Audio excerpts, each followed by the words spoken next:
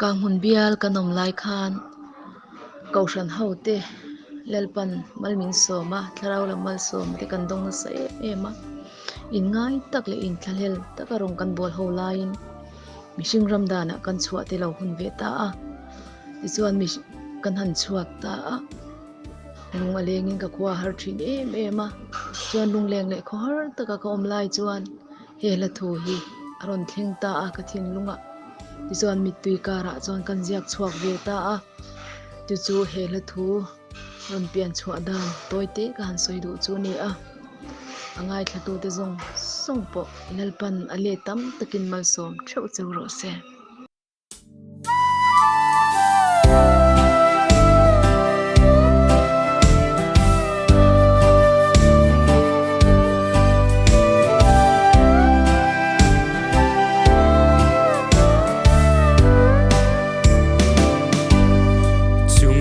nu in min hua langa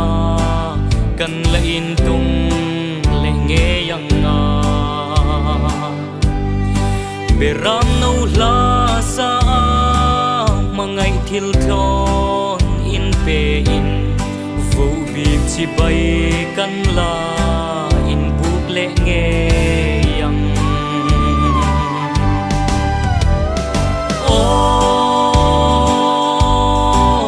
lên rual zum te kha eng tin hun mang ve mo voin hun hi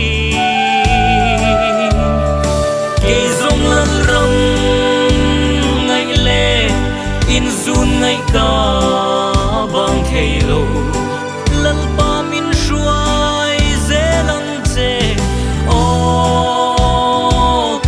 na ini si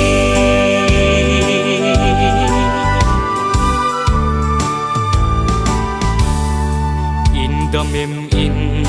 cha em ti in sak ming sui kan bang thelo nil ni in om don lo thu thung nga rin om zelin dam takin mang cha ule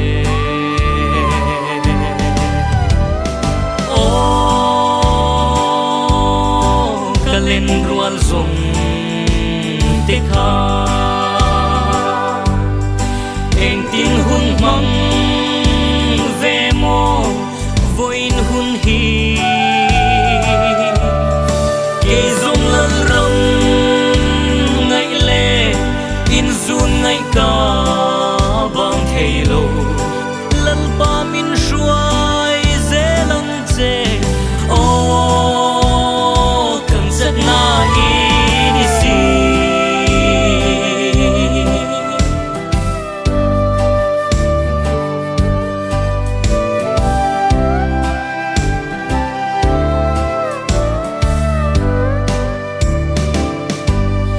kan chen na kho vela hian zum khop mun het kan nei si lova dam takin mang tha ti alo tru le mai si chi thu thum kha lo poisa zel phot mai ro le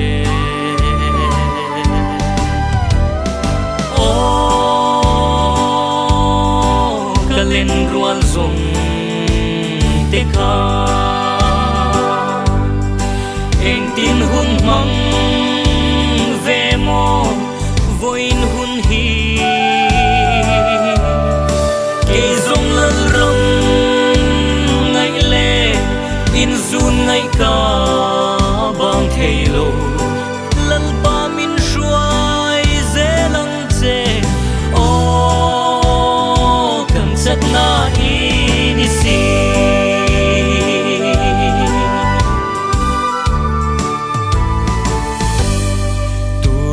in chen ri ma ila in chen nom lo na van kho pui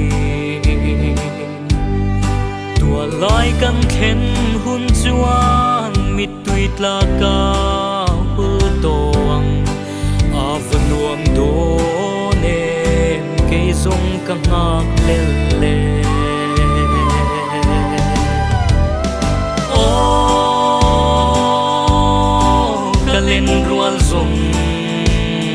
kha eng tin hun mang